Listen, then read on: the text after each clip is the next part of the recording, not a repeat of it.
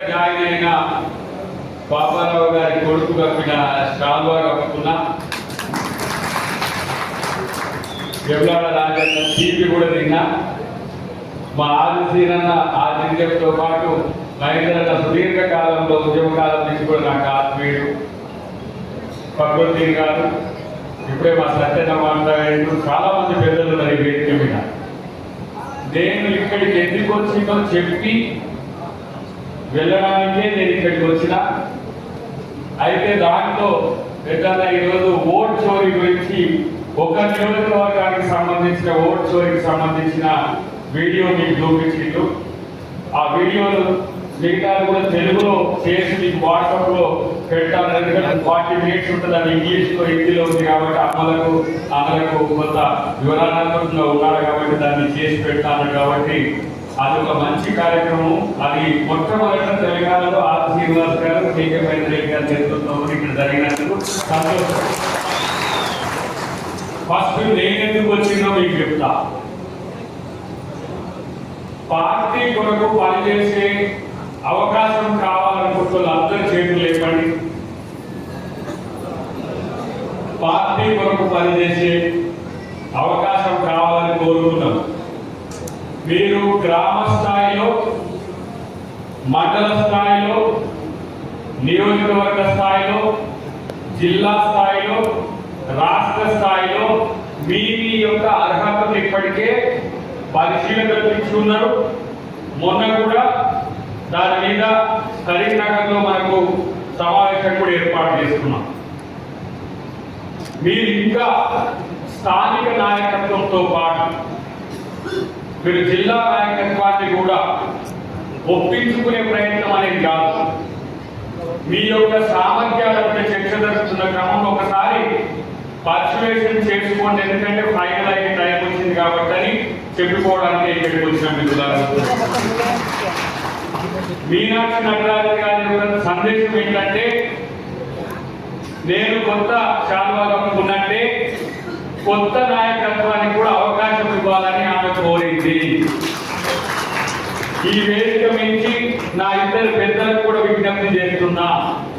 మండల స్థాయిలో, గ్రామ స్థాయిలో వివిధ రకాల ఎస్సీ సెల్ కానీ, ఎస్టీ సెల్ కానీ, ఓబీసీ సెల్ కానీ, మైనారిటీ సెల్ కానీ, ఎన్ఎస్ఏ కానీ, యూత్ కాంగ్రెస్ కానీ సుదీర్ఘకాలంగా పనిచేసే వాళ్లకు మండల స్థాయి వరకు 25 ఏళ్ల నుంచి 40 ఏళ్ల వరకు ఉన్న యువకులకు అవకాశం కల్పించమని వారు డిమాండ్ చేసింది. కాబట్టి అలాంటి పేర్లను మీరు సూచించడంతో పాటు ఇక్కడ పరిశీలకులుగా వచ్చిన వాళ్ళు కూడా మీ యొక్క సామర్థ్యాలతో చర్చ చేసి ఉన్నారు.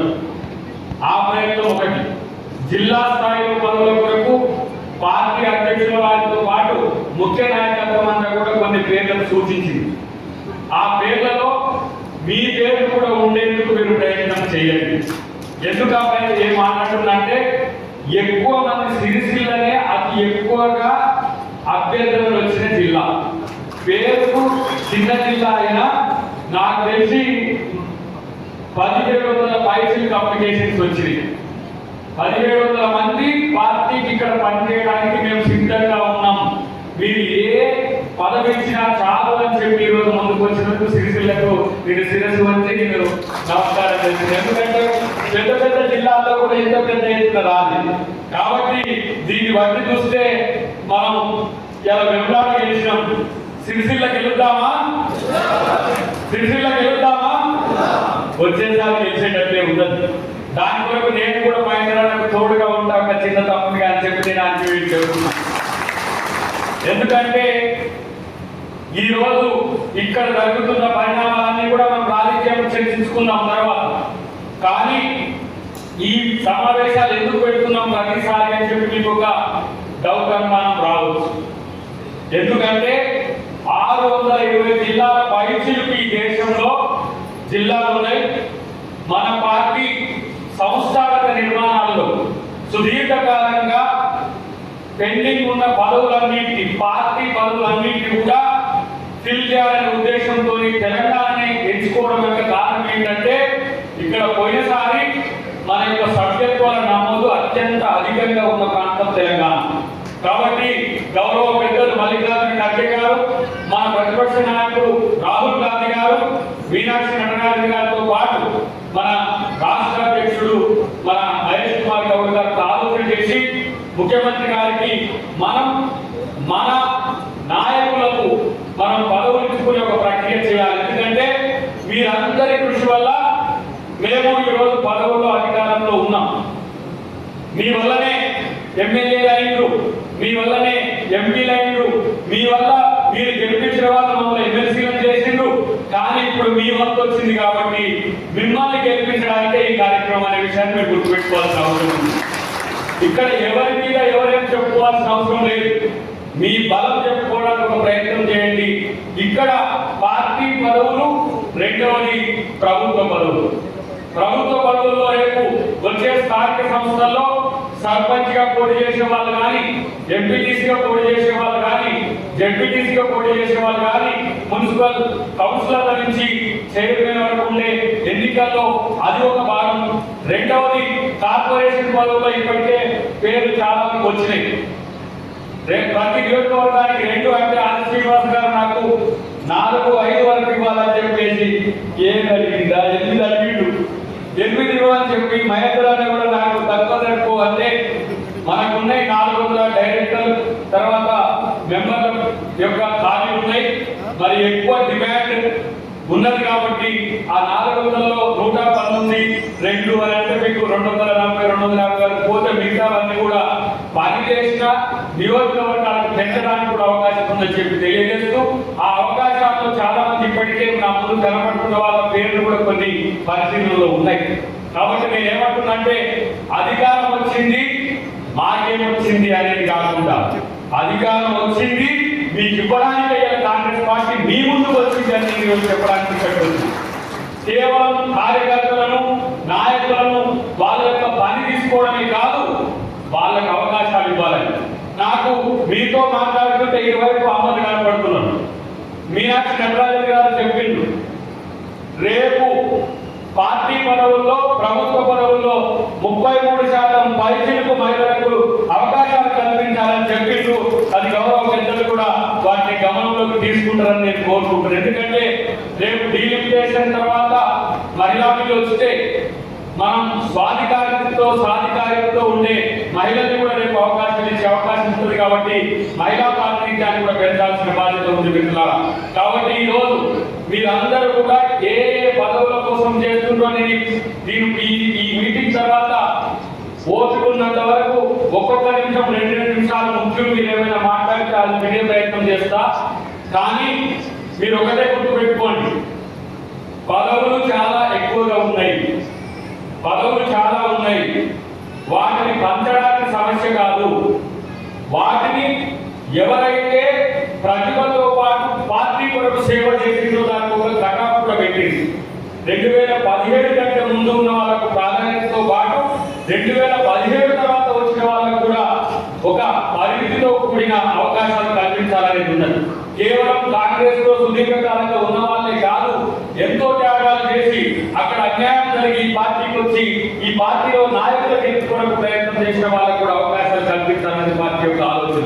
కాబట్టి ఆ అవకాశాలను తీసుకోవడానికి మీరు సిద్ధంగా ఉండాలని చెప్పి నేను తెలియజేస్తున్న మిత్రులారా, ఇది పార్టీ సంస్థాగత నిర్మాణాలతో పాటు ప్రభుత్వ పదవులను ఈ రోజు మన నాయకులు ఆది శ్రీనివాస్ గారు కానీ, మహేందర్ రెడ్డి గారు కానీ, ఉమ్మడి జిల్లాలో ఉన్న పెద్ద నాయకులందరూ కూడా అటు పొన్నం ప్రభాకర్ గారు కానీ, ఇటువైపు దుద్దిల్ల శ్రీధర్బాబు గారు కానీ, మనకు అడ్డూరు లక్ష్మణ్ కుమార్ గారు కానీ ఈ రోజు 3 మంత్రులు మనకు ఉన్నారు. పెద్దపల్లి జిల్లా కూడా మన పెద్దపల్లి నియోజకవర్గం పార్లమెంట్ కూడా తీసుకుంటే వివేక్ గారు 4 మంత్రులు ఈ జిల్లా ఉమ్మడి జిల్లాకు ఉన్నారు. నేను ఒకటే స్టేట్మెంట్ ఇస్తున్నా, ఉమ్మడి జిల్లాలో పార్టీ కొరకు పార్టీ విచారధార కొరకు పనిచేసిన ప్రతి కార్యకర్తకి ఈరోజు అవకాశం ఇవ్వడమే కాంగ్రెస్ పార్టీ యొక్క లక్ష్యం. ఇవాళ కొత్త వాళ్ళకని కాదు, సుదీర్ఘకాలంగా అసలు సభ్య సమాజంలో ఇన్ని రోజుల నుంచి పార్టీలో పనిచేసుకుంటూ పదవులు రాకపోయిన పార్టీ కొరకు పనిచేస్తున్నారు, వాళ్ళకి న్యాయం జరిగిందనే విధంగా ప్రయత్నం చేయడమే మా యొక్క లక్ష్యంగా ఈ రోజు మేము ముందు చెప్పడం జరుగుతున్నది. సిరిసిల్ల ప్రాంతంలో గత కొద్ది ఏళ్లుగా ఇక్కడ అధికారం లేకపోవడం వల్ల ఇక్కడ ఆ రోజు ఇప్పుడు ప్రతిపక్ష నాయకుడి కొడుకు ఆ రోజు మంత్రిగా ఉన్న ఎవరు కేటీఆర్ సంబంధించిన సమస్యలన్నీ కూడా నాకు తెలుసు. కాబట్టి మీ అందరికీ కూడా ప్రత్యేకంగా అవకాశాలు కల్పించాలని నేను నా నోట్లో పెట్టాలని చెప్పి కూడా మీ అందరికీ నేను ఆలోచిస్తున్నాను. ఎందుకంటే మా శ్రీరంగ ఇప్పుడు విప్పున్నాడు, తనకు అధికారం ఉన్నది, కొన్ని అవకాశాలను మరింత పెంచుకొని ముఖ్యమంత్రి గారితో కూడా తను అడిగి తెచ్చుకోగలడు. మా మహిళలకు కొంత సహకరించాల్సిన అవసరం ఆది శ్రీరంగకు ఉన్నది, మాకు కూడా ఉందని చెప్పి నేను భావిస్తున్నాను. ఇది పార్టీకి సంబంధించిన అంశం. రాజకీయాల విషయం వచ్చినప్పుడు మాట్లాడాల్సిన అవసరం ఉన్నది. ఇలా ఓటు చోరీ చూసినాం. ఓటు చోరీలో ఓట్ల దొంగలందరూ ఎక్కువైపు మాట్లాడుతున్నారు. అంటే మీ కాడ కూడా పోటీ చేసిండు, మీరెట్లా గెలిచింది అంటుంది. ఇప్పుడు తెలంగాణలో మీరు కూడా గెలిచింది కదా, ఓటు చోరీగా చేసిందా అని ఒక ఆయన అంటున్నాడు. ఒరే నాయన, మీరు ఓటు చోరీ చేయకపోతే మాకు 90 సీట్లు రా బాబు. ఓటు చోరీ, మీరు ఓట్ల దొంగలు కాకుంటే మీరు టెలిఫోన్ ట్యాపింగ్ లో ఎన్ని అకృత్యాలు చేసిందో ఇంకో నెలలో 2 నెలల్లో వస్తాయి. ఎవరిని బెదిరించిండ్రు, ఎవరిని ఇటుకుంటున్నారు, ఎవరికి పైసలు ఇచ్చిండ్రు, ఎవరి పైసలు పట్టుకున్నారు, ఇవన్నీ కూడా రేపు తెలుస్తాయి. కానీ నేను 2018 ఎన్నికల్లో నేను బాధితుడు ఒక తరహా, అన్న బాధితుడు ఇంకొక తరహా, ఇంకొక బాధితుడు ఇక్కడ ఉన్నాడు. నేను ముగ్గురు బాధితులమే. ఎందుకంటే 1050 ఓట్ల తేడా వచ్చింది ఆ ఎన్నికల్లో. పోలైన ఓట్లు 100 ఓట్లు ఉంటే 110 ఓట్లు ఎక్కడ పోలేదు. కానీ ఇప్పటికీ నా ప్రశ్న సుప్రీంకోర్టులో ఉన్నది.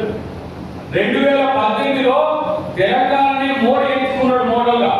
ఎందుకంటే ఇంకో పెద్దగా ఇక్కడ ఉన్నాడు కాబట్టి ఏదో దొంగతనం మంచిగా చేస్తారని ఇక్కడ దొంగతనానికి సాక్ష్యం కూడా పెట్టింది ఏంటి? వీవీప్యాట్ ఒక స్లిప్. వీవీప్యాట్ లో ఎన్ని ఓట్లు మనం వేస్తే అన్ని ఓట్లు దాకా రావాలి. నా దాంట్లో 1050 ఓట్లు తేడా వచ్చింది, 28 తేడా వచ్చింది. ఇప్పటికి నా కోర్టులో, నా కేసు కోర్టులో ఉన్నది, అది ఎక్కువగా ఉన్నది.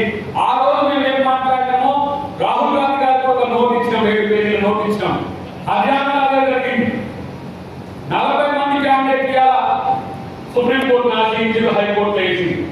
ఇలా 5 నెలల కాలంలో 1 కోటి ఓట్లు పెరిగినాయి మహారాష్ట్రలో. విచిత్రం ఏంటంటే శివసేన ఒరిజినల్ పార్టీ వాళ్ళకు పార్టీ లేదు, శరద్ పవార్ ఎన్సీపీ పార్టీ లేదు. ఇక్కడి నుంచి విడిపోయిన వాళ్ళకు ఉన్నది. 1 కోటి ఓట్లు 5 నెలల్లో ఎట్లా పుట్టుకొచ్చినాయి. ఇలా మాధవ్ కూడా చెప్పారు, మన దగ్గర అలీఖాన్ గారు మన దగ్గర ఇన్ఛార్జిగా చేసింది. ఒక నియోజకవర్గంలో 1 సంవత్సరంలో 1 లక్షకు పైకి ఓట్లు ఎట్లా వచ్చాయి చెప్పమంటే, అరే నీ కాళ్ళకు పెట్ట గెలిచిన చెప్పంటాడు. నీ కాళ్ళకి కూడా దొంగోట్లు పడ్డాడు, దొంగోట్లు పడ్డదానికి ఈసీ సమాధానం చెప్పాలి. మరి ఆ బీజేపీ సమాధానం చెప్తున్నాను.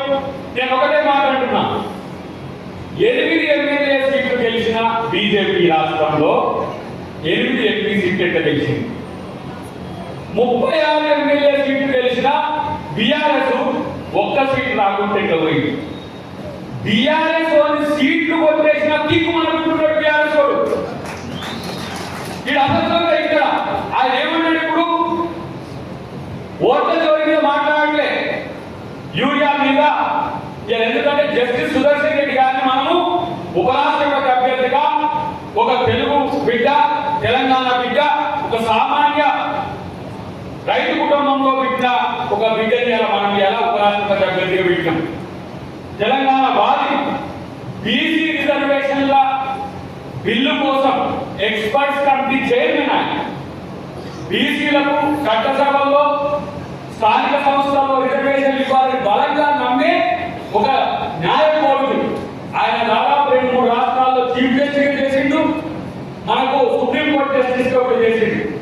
ఉపరాష్ట్రపతి కానీ రాష్ట్రపతి కానీ రాజకీయాలకు అతీతంగా ఉండాలని చెప్పి అలా ఇండియా కూటమి ఒక మంచి నాయకుడిని పెడితే, మాకు యూరియా ఇస్తే యూరియా ఇచ్చినప్పుడు ఓటు చేద్దామంటే మీకు ఇంత ఎన్నికల్లో.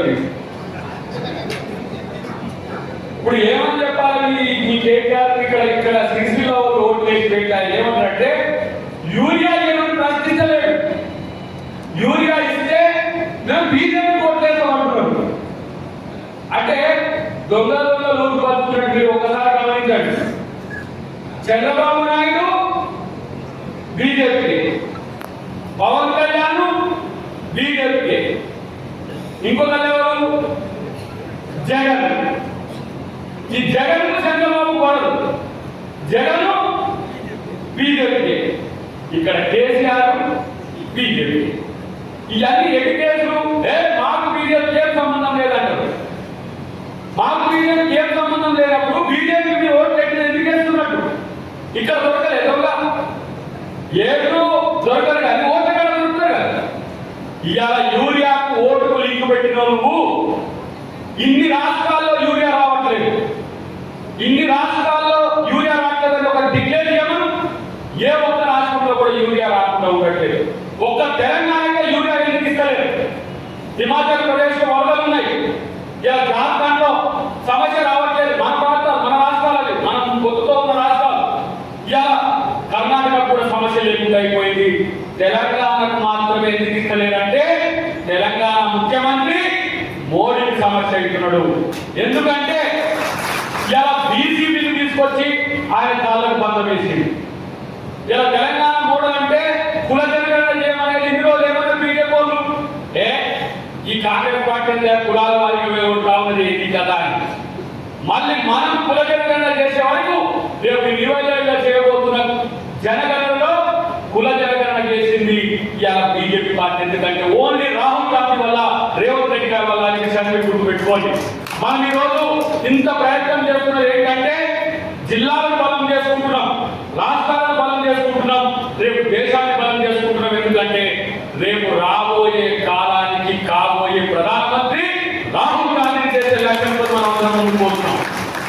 నేను అంటున్నా ఇలా BJP, BRS, TDP, Jagan, Pavan ఎవరైనా ఏకం కానీ ఈ రోజు ఓట్ల చోరీతో గెలుస్తున్న బీజేపీ మేడలు వంచింది రాహుల్ గాంధీ. కాబట్టి ఇలా అందరూ రాహుల్ గాంధీ గారిని టార్గెట్ చేస్తున్నారు. నేను అంటున్నా మిత్రులారా, నిజంగా నిజాయితీగా ఉంటే ఎలక్షన్ కమిషన్ ఈ రోజు మాట్లాడాల్సిన అవసరం ఏముంటుందంటే ఎక్కడ నీ ఓట్లు పోయినా చెప్తే వాటిని తీసేస్తాం చేయమని చెప్పి నువ్వు ఇచ్చిన అఫిడవిట్, నువ్వు ఇచ్చిన సమాచారం నిజమైన దాని ప్రమాణంగా లేకపోతే ఎలక్షన్ కమిషన్ కు సాధి చెప్పంటున్నాడు. ఎలక్షన్ కమిషన్ పెద్ద పోలింగ్ కాదు, ఎలక్షన్ కమిషన్ రాజ్యాంగం కంటే ఎక్కువ కాదు. Babasaheb Ambedkar 1 man 1 value 1 man 1 vote అని ఇచ్చిండు. అది పూలి గుడిసెలో ఉండే సామాన్యుడికైనా 10 అంతస్తుల మేడలున్న ఏ పెద్దోనికైనా ఒకే ఓటు ఒకే విధంగా ఇచ్చింది అంబేద్కర్, బాబాసాహెబ్ అంబేద్కర్. నా ఓటును దొంగిలించడానికి ఎవరు? వాడు ఎలక్షన్ కమిషన్ అయితే, వాడు బీజేపీ కూడా అయితే, వాడు బీఆర్ఎస్ కూడా అయితే, ఎవడైతే ఇవాళ ఎందుకంటే ఎట్లా ఉంటుండే ఓటు ఇక్కడ రాజులకు, సామంత రాజులకు, జమీందారులకు, జాగీర్దారులకు, పెట్టుబడిదారులకు వాళ్ళకి ఇష్టం వచ్చిన ఓట్లు ఇచ్చేది. ఏంటంటే 1945 కంటే ముందు భారత స్వాతంత్రం కాంగ్రెస్ పార్టీ యొక్క ఫలితం వల్ల స్వాతంత్రం వచ్చింది. స్వాతంత్రం వచ్చి ఏం చేసాం మనం అంటే సామాన్యుల చేతిలో ఆయుధం పెట్టాం. ఇంతకుముందు ఏంటి? రాజు పుట్టినోడు యువరాజు అయితుండే, రాజు పుట్టినానే యువరాజు అయితుండే, యువరాజు లేకపోతే యువరాణి రాజు అయితుండే. రాజు పుట్టడం వల్ల కానీ అంబేద్కర్ ఏం చేసిందో చూడండి, మీకు పుట్టినోడిని నాయకుడిని చేసి గుర్తుపెట్టుకోండి. మీ ఓట్లకు పుట్టినోడిని నాయకుడు చేసి అది కాంగ్రెస్ పార్టీ యొక్క విజయం. ఇలా లేకపోతే మమ్మల్ని గెలిపించినందుకు మిమ్మల్ని గెలిపిస్తామని మీ దగ్గరికి వచ్చినామంటే ప్రజాస్వామ్యం యొక్క విలువ. ప్రజాస్వామ్యాన్ని గెలిపించడానికి కాంగ్రెస్ పార్టీ ఎంత తాపత్రయపడుతున్నది. విచిత్రం తెలుసా మీకు? వీళ్ళు చనిపోయిండ్రు అని డిక్లేర్ చేసిన ఎవరైతే ఉన్నారో వాళ్ళు వచ్చి రాహుల్ గాంధీతో కాంగ్రెస్ రావుతున్నారు. ఇంతకంటే జోక్ ఏమనుంటారా? మా ఊళ్ళో మల్లయ్య పులే చచ్చిపోయినాను, మా ఆదిశ్రీకన్నతో వచ్చి ఛాయ్ కాదు అన్న చచ్చిపోయిందంటే కాదు, మీకు ఇల్లే ఉన్నా కదా అని ఆదిశ్రీకన్నతో ఛాయ్ కాదు. సిగ్గుందా ఎలక్షన్ కమిషన్ కు? 45 లక్షల ఓట్లు తీసేసింది. మన ఎన్నికల్లో 2018 మన ఎన్నికల్లో 25 లక్షల ఓట్లు తీసేసింది కేసీఆర్. ప్రతి నియోజకవర్గంలో 15,000, 10,000, 20,000 ఇంకా తీసేసి దొంగతనం చేసి గెలిచింది కేసీఆర్. 2018లోనే ఎన్నికలకు వెళ్ళిపోయాడు. 19లో ఉండగా దొంగతనానికి ఆనవాళ్ళుగా అయ్యా అవకాశం ఇచ్చింది మోడీ. అక్కడ మోడీ, ఇక్కడ కేడీ. వీళ్ళిద్దరు ఏకమైతే ఏం జరిగిందో మన 2018లో ఓటమైంది. కానీ ప్రజలు ఎంచుకొని మరి కాంగ్రెస్ పార్టీ తెలంగాణ ఇచ్చినందుకు మీరు అందరూ గెలిపించింది. మిమ్మల్ని గెలిపించే బాధ్యత ఈరోజు కాంగ్రెస్ పార్టీ తీసుకుంటుందని చెప్పి నేను తెలియజేస్తున్నా మిత్రులారా. నేను ఒక మాట ఇక్కడ వచ్చే కాబట్టి కేటీఆర్ గురించి చెప్పాలి. కేటీఆర్ కేసీఆర్ కొడుకు కాకపోతే, కేసీఆర్ కొడుకు కాకపోతే ఏం కేటీఆర్ సున్నా కదా. ఇవాళ అన్ని అబద్ధాలు మాట్లాడుతున్న మిత్రుడు. ఎందుకంటే అబద్ధాలతోని ప్రాపగండాతోని ప్రజల్ని మధ్య పెట్టాలని చూస్తే ప్రజలను తెలుసుకోలేరు. మీ చేతుల్లో ఆయుధం ఉంది. సెల్ ఫోన్ మా గొర్రెకాడికి పోయే మా మల్లాలను చూస్తూనే ఉండు, బల్లకాడికి పోయే మా ఇళ్ళను చూస్తూనే ఉండు, పని చేసుకునే మా రెడ్డి చూస్తూనే ఉన్నాడు, వ్యవసాయం చేసుకునే ప్రతి ఒక్కరు చూస్తూనే ఉన్నారు. నేను చెప్పేదానికి ఎంత నీటి అవుతుందో, మీరు చెప్పేదానికి ఎంత నీటి అవుతుందో ప్రజలకు తెలుసు. కానీ అబద్ధాల ఆరంభంలో దిగ్గగా మనోడు కేటీఆర్ మాట్లాడే పరిస్థితి. మీరు ఇలా అబద్ధాలు చెప్పే కేటీఆర్ ఎన్నుకోవడం ద్వారా వచ్చేది ఏంటంటే రాష్ట్రానికి మొత్తం అబద్ధాల కోణం తయారు చేసినట్టే లెక్క. లేకపోతే మీరు చెప్పండి, ఎందుకు ఈరోజు యూరియాకు సంబంధించిన అంశంలో తెలంగాణ రైతులకు అన్యాయం జరుగుతుంటే బీజేపీ మీద పోరాటం లేదో చెప్పండి. కాంగ్రెస్ పార్టీ మీద నిందలేసుకుంటూ చేతగాని కాంగ్రెస్ పార్టీ అంటూ తప్పితే ఇవ్వని బీజేపీని ప్రశ్నించకపోతే మీకు ఎటువైపు ఈ రోజు రైతుల వైపు బీజేపీ వైపు చేసుకోవాల్సిన అవసరం ఉందని చెప్పి నేను తెలియజేస్తున్నారు. మాట్లాడతారు అరే ఇప్పుడు శ్రీపాదేశం కలిగింది కదా వచ్చేది నీళ్ళు, ఇప్పుడు వచ్చేది స్వీట్ మాదేరి ఎల్లుండికి వచ్చేది. మీరెక్కడ కట్టిందిరా స్వీట్ మాదేరు? ఇవాళ నేను అంటున్నా శ్రీపాద ఎల్లంపల్లి శ్రీపాదరావు గారి పేరు మీద కాంగ్రెస్ ప్రభుత్వం 20 టీఎంసీల ఒక ప్రాజెక్టు కట్టే ఇప్పటికీ ఇరుసు అదే. అక్కడి నుంచే ఎక్కడికైనా నీళ్ళు పోవాలి. ఇప్పుడు మేము చూసుకుంటూ వచ్చినాం. ఈ ఇటు పోతే విద్యాసాగర్ రావు గారు ఊరికాలో ఉంది ప్రాజెక్ట్ అది ఎక్కడ కూడా కంప్లీట్ కాదు. ఆడ మంగళసాగర్ అక్కడే ఉంది, రంగనాయకుల సాగర్ ఒకటి అయింది. 3 పిట్టగోడలు కట్టి ఆ పిట్టగోడలు ఎందుకు పగిలినాయి కాక ఒక బాబులు పెట్టినట్టు. అరే బాబులు పెట్టుకుని కళ్యాణం లేదా బాబు? నువ్వే ప్రభుత్వం ఉన్నావు కదా. ఆగస్టుగా మీ ప్రభుత్వం ఉంది, మనది పోలించిన అక్కడికి కాలు పెట్టలేదు. పోలం రాకపోతే పోలం రాము పెట్టలేదు, ఆత్మూరు పోతే ఆత్మూరు పెట్టలేదు. అసలు సొంత ప్రాపర్టీ లెక్క కాళేశ్వరం మేడారం సుందిల్లా అని అన్నారు. మరి అది ఎందుకు కలిగిందంటే కింద ఎవరో బాబులు పెట్టినట్టు కింద బాబులు పెడితే కింద పలగాలి కదా. మరి పైన ఎట్లా పలిగింది? పైన కింద పెట్టి పైన పలిగిందా? కింద మధ్యనే ఉంది. పోనీ మేడిగడ్డకు ఎవరో బాబు పెట్టినట్టు శుద్ధిలో పొంగ ఎవరు పెట్టి శుద్ధిలో పొంగ కూడా బాబు పెట్టిందా అంటే అంత సోయి లేకుండా రైతు అబద్ధాలు. ఎందుకంటే కేటీఆర్ మీద చెప్పాలి కాబట్టి చెప్తున్నా. ఇవాళ కరీంనగర్కు సంబంధించి కానీ ఉత్తర తెలంగాణకు సంబంధించి కానీ శ్రీరామ్ సాగర్ నుంచి మొదలుపెట్టి ప్రతి ఒక్క ప్రాజెక్ట్ ఇక్కడ చిన్న మధ్య తరహా మామూలు చిన్న మన ఎర్తడాం చేసినప్పుడు కాంగ్రెస్ పార్టీ చేసింది. మీ వల్ల 1,00,000 కోట్లు నష్టపోయి 1,00,000 కోట్లు నష్టపోయిన పేద ప్రజలకు ఇంటి ఇవ్వలేకపోయా. ఇంటి ఇస్తున్న 3,500 ఇండ్లు ఒక నియోజకవర్గానికి 3,500 ఇస్తున్నారు. మళ్ళీ పెద్దలందరూ కలిసి ముఖ్యమంత్రి గారిని అడిగిండ్రు 3,500తో మనం అందరం సాటిస్ఫై చేయలేకపోతున్నామని. మళ్ళా 3,500 అయినప్పుడు సిద్ధంగా కాంగ్రెస్ ప్రభుత్వం గుర్తుపెట్టుకోండి. ఇంట్లో అంటే ఇందిరమ్మ ఇండ్లు మేము కట్టిన ఇంట్లో ఇప్పటికీ ఆదిలాబాద్ నుంచి అలపూర్ పడుతున్నాయి, కాండూరు నుంచి ఇచ్చాపురం వరకు ఆంధ్రప్రదేశ్లో ఎక్కడ నుంచి చూడండి 20 అలపడుతున్నాయంటే అది కాంగ్రెస్ ప్రభుత్వం చేసే యొక్క గొప్పతనం. ఇలా నేను అంటున్నా ఇండ్లు ఎందుకు ఇవ్వలేదని చెప్పి బీఆర్ఎస్ అడిగితే ఏం చెప్తారు? యాభై ఒక 10 ఎకరాలు తీసుకున్నాం వాళ్ళకి అడగబోతున్నాం అది అని చెప్పి ఇంతవరకు ఎక్కడ కూడా పెద్దగా ఇండి అయినట్టు లేదు. నాకు ఎగ్జాంపుల్ మేము 500 గ్యాస్ సబ్సిడీ ఇస్తే అది ఇయ్యలేదంటారు. ఇలా 200 యూనిట్ల వరకు కరెంట్ ఇస్తే అది ఇయ్యలేదంటారు. ఉచిత బస్సు అని మహిళలకు పెడితే ఉచిత బస్సు వద్దు మేము ఆటో వాళ్ళకు నష్టం జరుగుతుంది. ఆటో వాళ్ళకి ఏం చేయమంటే చెప్పండి. ఉచిత బస్సు మహిళలకు పోతుంటే మాత్రం వాళ్ళకి కంట్రోల్. ఇలా దేశ చరిత్రలో నాకు తెలిసి ప్రపంచ చరిత్రలో సన్నబియ్యం ఇచ్చిన ప్రభుత్వాన్ని చూపించండి. ఎక్కడైనా పేద ప్రజలకు సన్నబియ్యం ఇచ్చిన ప్రభుత్వాన్ని చూపించండి. అది రేవంత్ రెడ్డి గారి ప్రభుత్వం. ఇలా పెద్దలందరూ కలిసి మన రైతులు పండించే సన్నబియ్యాన్ని మన పేదలకు ఇస్తే ఎంత మంచిదని చెప్పి అలా ఒక ఆలోచన చేశారు. మీరు సన్నబియ్యం అన్నారు, దొడ్డు బియ్యాన్ని స్లిమ్ చేసి మీరు పాలిష్ పిల్లలకి చేసి అవి కూడా ముక్కలు పడితే ఎక్కడికో అవి స్థాయిగా పోయినాయి. రేషన్ కార్డు ఇచ్చినారు తెలుగున్నారు. రేషన్ కార్డు అంటే కాగితమే. రేషన్ కార్డు ఇస్తే పేదల కళ్ళలో రేషన్ కార్డు వస్తే 9 పేద ప్రజల కళ్ళల్లో సంతోషం చూసినోడు నాయకుడు చెప్తే నాకు 2 లక్షల కోట్లు వచ్చినాయి అమెరికాలో పెట్టినా, నాకు 1 లక్ష కోట్లు వచ్చినాయి దుబాయ్ పెట్టుకొని సాగు. ఎందుకు ఈ 2 లక్షల కోట్లు ఏ భూమి చేసుకొని పోతాను. నువ్వు పోయిన రోజు నీ మీద తగిన రూపాయి కూడా భూమిలో పడుతుంది, లేకపోతే మళ్ళీ ఎవరో కొద్దిగా ఏడుకొని పోతారు. పేదలకి మేలు అధికారం ఇస్తే ప్రజలు దోచుకునే దత్తము మిమ్మల్ని ఎందుకు మార్చిందో మీకు ఇంతవరకు అర్థం కావాలి. నీ ఇంట్లో ఏ పథకాలు ఉన్నాయి? నేను ముఖ్యమంత్రి అని చెప్పి చేయాలంటున్నాను. నేను కూడా ముఖ్యమంత్రి మా నేను పుట్టలేదని మాట్లాడుతుంది కరెక్ట్గా. మీరిద్దరే అయితే నేను ఉన్నాను హరించాలి. ఇప్పటికే మీ మామ ముఖ్యమంత్రి అయితే 3 ముఖ్యమంత్రులు లెక్కనే ఉంటుంది. ఇంకోటి కార్పొరేటర్ మనకు సంతోషం, 4వ ముఖ్యమంత్రి కార్పొరేటర్ 4వ సినిమా వాడు. ఒక్కసారి అధికారం ఇస్తే 4 ముఖ్యమంత్రులు అయింది, మళ్ళా ముఖ్యమంత్రి ఎందుకు కావాలి? మీరు ఎక్స్పైరీ డేట్ అయిపోయింది. టీఆర్ఎస్ అనే పార్టీకి ప్రజలు అధికారం ఇచ్చింది, టీఆర్ఎస్ పార్టీ లేదు. ఇప్పుడున్న పార్టీ ఏంటి? TRS party. భారత రాష్ట్ర సమితి అంటాడు, తెలంగాణ అంటాడు. భారత రాష్ట్ర సమితి వ్యక్తి తెలంగాణ తల్లికి ద్రోహం చేసిన పార్టీ టీఆర్ఎస్ పార్టీ.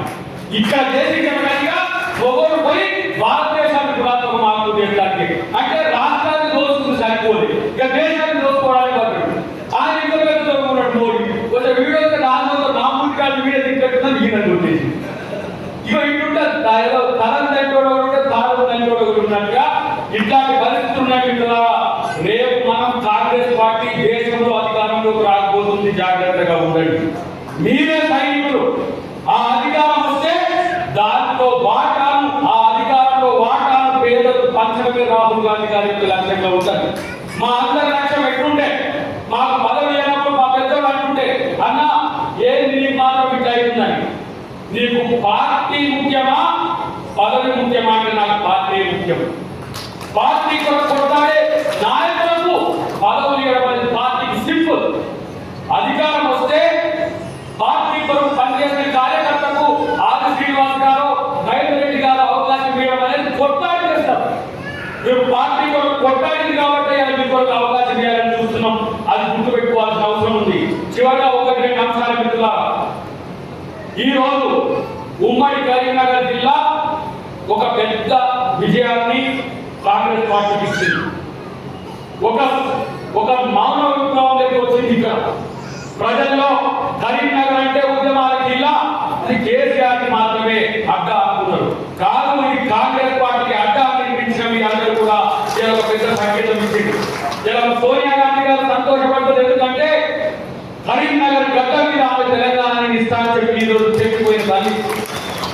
ఇలా కరీంనగర్ బిడ్డల యొక్క కష్టాలే కాదు, తెలంగాణ ప్రజల కష్టాలు తీర్చడంలో మీరు కరీంనగర్ జిల్లా ఓటర్లుగా, కాంగ్రెస్ కార్యకర్తలుగా, ప్రజలుగా మీరు చేసిన గుర్తింపులు ఎప్పటికి కూడా పార్టీ మర్చిపోలేని విషయాన్ని గుర్తుపెట్టుకోండి మిత్రులారా.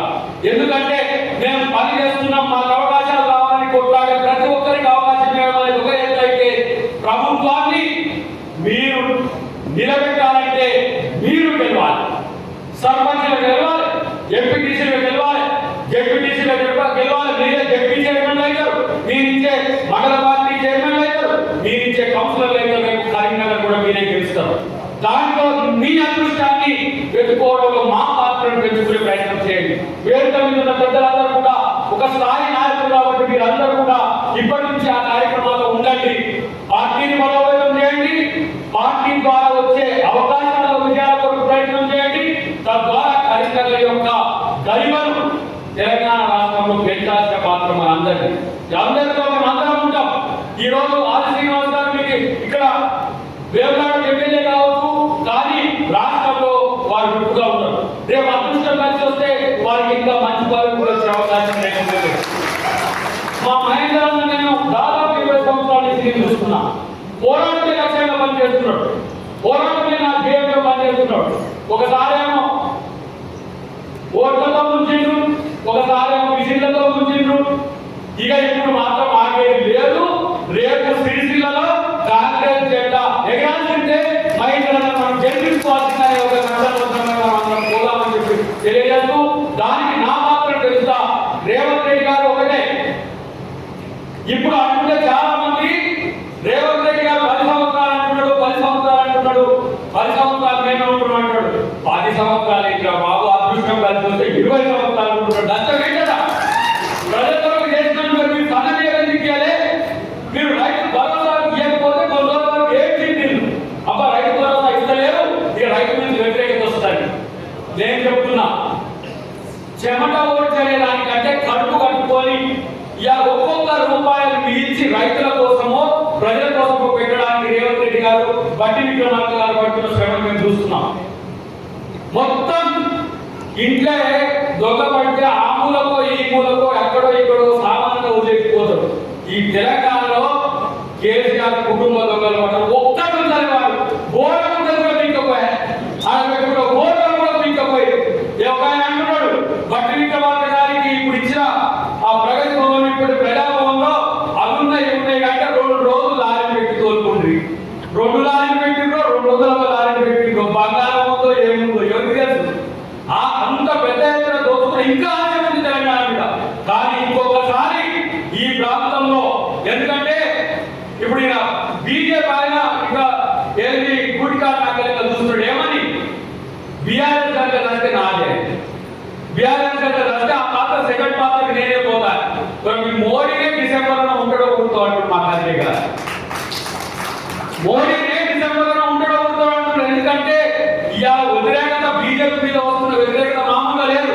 వాళ్ళ మీడియాతోని సోషల్ మీడియాతోని ట్రోల్స్తో అంతా చేస్తున్నారు. కానీ నేను అంటున్నా, చంద్రబాబు గారు నితీష్ కుమార్ కనుక ఇద్దరు తోక మింటే మోడీ కాళ్ళ కిందనే. అందుకని చంద్రబాబు గారికి చెబుతున్నాం, తెలుగు ఆత్మగౌరవం అన్నారు. ఎన్టీ రామారావు గారు అధికారంలోకి వచ్చింది. పివి నరసింహరావు గారు అనే ఒక తెలంగాణ బిడ్డ ప్రధానమంత్రిగా ఇక్కడ నంద్యాల నుంచి పోటీ చేస్తే ఎన్టీ రామారావు గారి క్యాండిడేట్ పెట్టే, అది తెలుగు ఆత్మగౌరవం అంటే. మీరు ఇలా బనకచెర్లలో మాకు కావాలి, గోదావరి మీద మాకు కావాలి, కృష్ణాలో మాకు కావాలని తెలంగాణలో కొట్లాడుతున్నారు కదా. సామాజిక ప్రయోజనం లేకపోతే ఇతరాంతర ప్రయోజనం వస్తేనేమో తెలంగాణ మీకు కావాలి. ఇక రాజకీయ ప్రయోజనం వస్తే మాత్రం తమిళనాడు వాళ్ళకి రాజకీయ. మరి ఇక తెలుగు వాళ్ళం కలిసి ఉన్నది ఎక్కడ? అందుకని ఎన్టీఆర్ గారు చంద్రబాబు గారు ఒకటి కావట్లేదు. ఎన్టీఆర్ గారి యొక్క ఆలోచన విధానం ఎక్కడ ఉంది? ఇందిరాగాంధీతో కొట్టాడు ఆయన. ఒక దశలో మళ్ళీ కాంగ్రెస్ పార్టీ సమర్థించడానికి కూడా వెతుకండి. అప్పుడు చంద్రబాబు నాయుడు గారు కూడా మనతో కొత్త ఉండొచ్చు కాక. ఇప్పుడు బీజేపీకి ఉపరాష్ట్రపతి వస్తే కొత్తగా ఏముందండి వచ్చేది? స్పీకర్ బీజేపీ ఉంటే డిప్యూటీ స్పీకర్ విపక్షానికి ఇవ్వాలి. ఇప్పటి వరకు కాంగ్రెస్ పార్టీకి ఇండియా కూటమి చేయాల్సి డిప్యూటీ స్పీకర్ ఇప్పటి వరకు పార్లమెంట్ పెట్టలేదు. ఇది ప్రజాస్వామ్యం అంటారు మోడీ గారు కానీ బీజేపీ నాయకులు కానీ. కాబట్టి మిత్రులారా, మనకు బీజేపీ టీఆర్ఎస్ ఇంకెవరు అనేది అనవసరం. మనం గెలిచే ఒక కార్యక్రమం ముందుకు తీసుకుపోదాం. ఇలా శ్రీశైలం గెలిచే కార్యక్రమం ముందుకు తీసుకుపోదాం. వివరణ గెలిచే ఇలా కార్యక్రమం తీసుకుపోదాం. ఉమ్మడి కరీంనగర్ జిల్లాలో మొత్తం వచ్చే ఎన్నికల్లో కాంగ్రెస్ పార్టీ గెలిపించే కార్యక్రమం తీసుకుందాం. దానికి మీరందరూ కూడా గెలవడానికి మేమందరం సహకరిస్తామని చెప్పి తెలియజేస్తూ, మీ యొక్క అభిప్రాయాన్ని నాకు పేపర్ ద్వారా ఇవ్వండి. మీ యొక్క అభిప్రాయాన్ని సమయం ఉంటే ఇప్పుడు మీకు వీలైతే ఒక్కొక్క నిమిషం చెప్పినా నాకైతే సమయం ఉంది, పెద్దవాళ్ళ సమయంలో ఎట్లా ఉందో తెలియదు. కానీ మీరు నాతో నేరుగా ఆర్ శ్రీనివాస్ గారు జిల్లా అధ్యక్షుడిగా ఉన్నారు కాబట్టి వారితో కానీ, కేకే పంచాయతీ గారు కానీ, వక్రం గారు కానీ మీకు ఇంకా అన్ని పేర్లు ఇచ్చినప్పటికీ కూడా స్పెసిఫికేషన్ కూడా ఇస్తే సెప్టెంబర్ 10వ తారీఖులోగా మేము అధిష్టానానికి అంటే మహేష్ కుమార్ గౌడ్ గారికి, మీనాక్షి నడరాజు గారికి ఇవ్వాల్సి ఉంటుంది. కాబట్టి ఆ ప్రక్రియ వేగవంతం చేయాలని చెప్పి అనడానికి నేను ఇక్కడికి వచ్చిన మిత్రులారా. కాబట్టి ఈ సందర్భంగా మిమ్మల్ని ఇక్కడ కలుసుకోవడం నాకు సంతోషంగా ఉంది. ఎందుకంటే ఎప్పుడో ఉద్యమంలో ఈ ప్రాంతం అంతా కూడా ఉద్యమం కొరకు తిరిగిన చరిత్ర నాది. కాబట్టి అలాంటి ఒక గడ్డ, ఇలాంటి ఇంకా ఒక చైతన్యవంతమైన గడ్డ మీద నాకు ఇన్ఛార్జ్ చేసినందుకు కాంగ్రెస్ పార్టీ ధన్యవాదాలు తెలియజేస్తూ జై